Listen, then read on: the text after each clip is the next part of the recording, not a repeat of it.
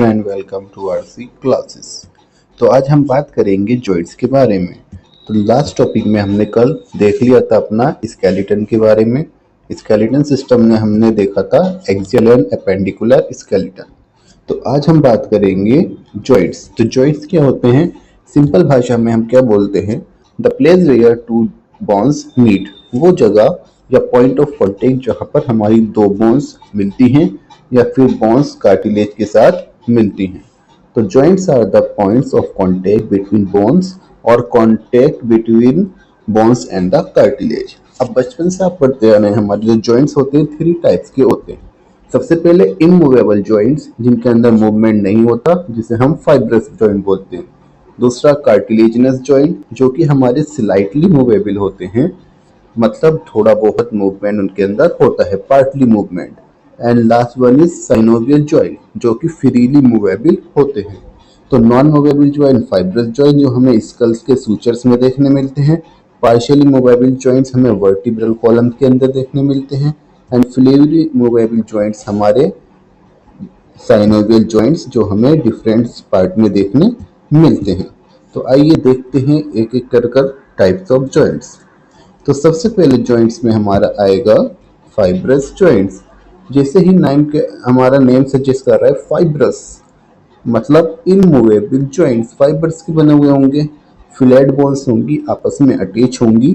ये जो हम ब्रेन की हमने कल एक्सियल स्केलेटन में जब स्कल पढ़ा था, तो स्कल की बोन्स जो होती हैं तो कैसी फ्लैट बोन्स होती हैं, आपस में ये इन सूचर्स से ज्वाइन होती हैं। इन सूचर्स को हम क्या बोलते हैं? Immovable joint. तो इमूवेबल जॉइंट्स का एग्जांपल क्या हो जाएगा? सूचर्स, जो कि हमारा स्कल में प्रेजेंट होते हैं।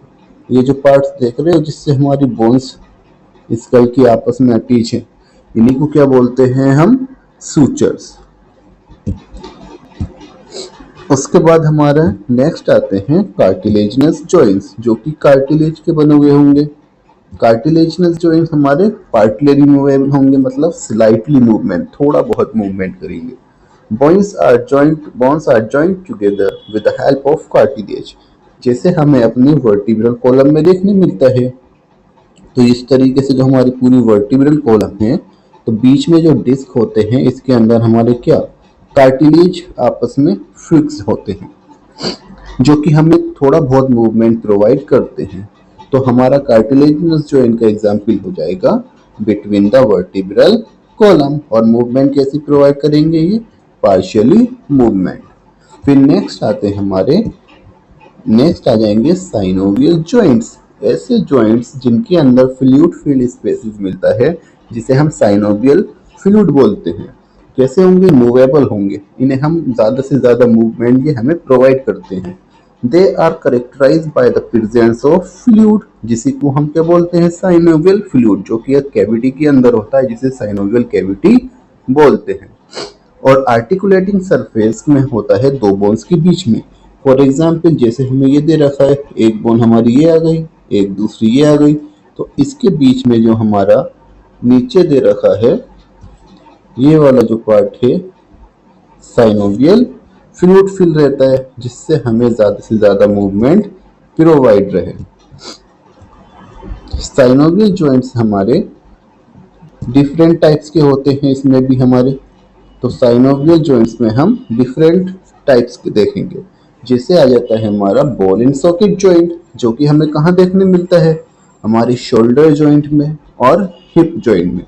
जो हमने कल देखा था पेक्टोरल और पेल्विक गर्डल, जहाँ पे हमारा ह्यूमरस का हेड जाके आर्टिकुलेट हो रहा था स्कैपुला में, वो किसका एग्जाम्पल था? वो शोल्डर जॉइंट हमारा किसका था? Ball and socket joint. इसी तरह कॉक्सल बोन के अंदर जो हमारा फीमर आके अटैच हो रही थी, फीमर किसका एग्जाम्पल थी? Ball and socket joint. दूसरा होता है हमारा, अब बॉल एंड सॉकेट जॉइंट हमें हर एक डायरेक्शन में मूवमेंट प्रोवाइड करते हैं। दूसरा होता है हिंज जॉइंट, जैसे डॉट्स में हिंज लगा हुए होते हैं, एक ही डायरेक्शन में मूवमेंट प्रोवाइड करते हैं। ये हमें कहाँ देखने मिलेगा? नी जॉइंट, हमारा एल्बो जॉइंट। नेक्स्ट आते हैं हमारे पिवट। पिवट को हम यस और नो जॉइंट भी बोल सकते हैं। ये हमारे फर्स्ट एंड सेकंड वर्टिब्रा में देखने मिलते हैं, एक्सिस और एटलस में। नेक्स्ट आते हैं हमारे ग्लाइडिंग जॉइंट्स, जो कि हमें कार्पल्स के बीच में जैसे ग्लाइड करते हैं ना, तो उस तरीके से देखने मिलेंगे। नेक्स्ट हमारे सैडल जॉइंट। सैडल को हमें किससे याद रखना है, हम किसी को दिखाते हैं ना थम्स अप, तो थम्स अप में मेटाकार्पल ऑफ थंब, जो मेटाकार्पल रहने वाला है थंब का हमारा किसका एग्जाम्पल हो जाएगा, सैडल जॉइंट। देखो जैसे कि हमने इधर देखा नेक, नेक में हमें कौन सा मिल रहा था, बॉल एंड सॉकेट जॉइंट देखने। एल्बो में हमें क्या देखने मिल रहा था, हिंग जॉइंट। थम्स और मेटाकार्पल्स के बीच में देखने मिल रहा था सैडल जॉइंट। तो हमारा ये रहा different types of joints.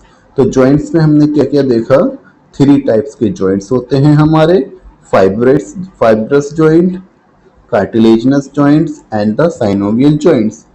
Fibrous joint में कोई मूवमेंट नहीं होती, इमूवेबल होते हैं, जबकि हमारे कार्टिलेजिनस होते हैं स्लाइटली मूवेबल होते हैं, एंड साइनोवियल हमारे फ्री रिमूवेबल होते हैं।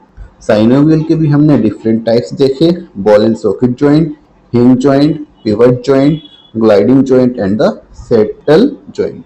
अब उसके बाद हमारा नेक्स्ट टॉपिक आता है, जो कि लास्ट टॉपिक है इसका, disorders of the muscular and skeletal system. तो हमारा जो मस्कुलर एंड स्केलेटल सिस्टम से उसके अंदर कुछ डिफॉर्मिटीज डिसऑर्डर्स पाए जाते हैं, तो उन्हें एक एक करके देखते हैं।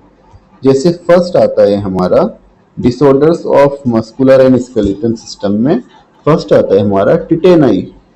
टिटेनाई क्या होता है, rapid spasm in muscle due to low calcium in body fluid.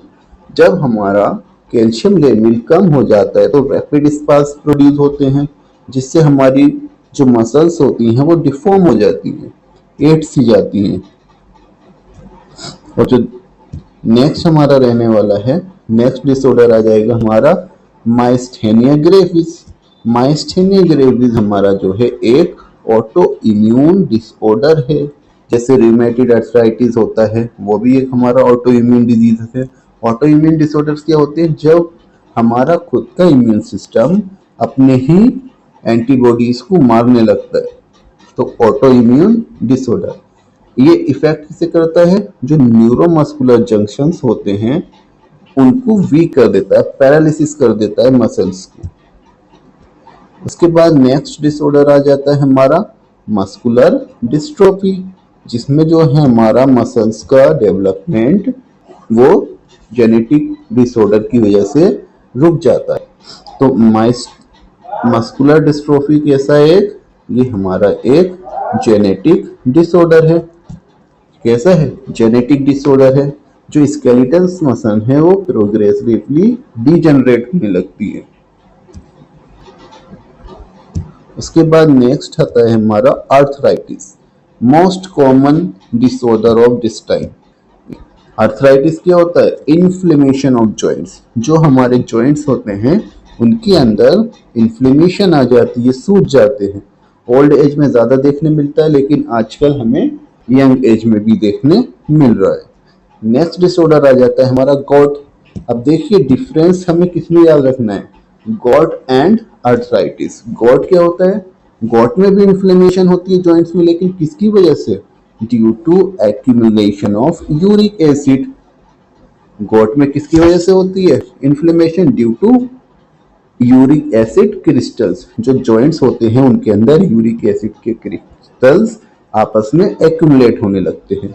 जबकि हमारा आर्थराइटिस में क्या था, नॉर्मल इन्फ्लेमेशन थी, सिर्फ सूजन आ जाती है, वो किसी भी रीजन से आ सकती है। जब यूरिक एसिड के रिलेशन में आएगी तो वो गॉट। उसके बाद नेक्स्ट आता है हमारा ऑस्टियोपोरोसिस। ऑस्टियोपोरोसिस ये हमारा एक एज रिलेटेड डिसऑर्डर है, जिसमें due to low level of oestrogen in body जो हमारी बोन्स है उनकी डेंसिटी डिक्रीज होने लगती है, जिसकी वजह से हमारे फ्रैक्चर के चांस ज्यादा रहते हैं, क्योंकि बोन मास डिक्रीज हो जाता है।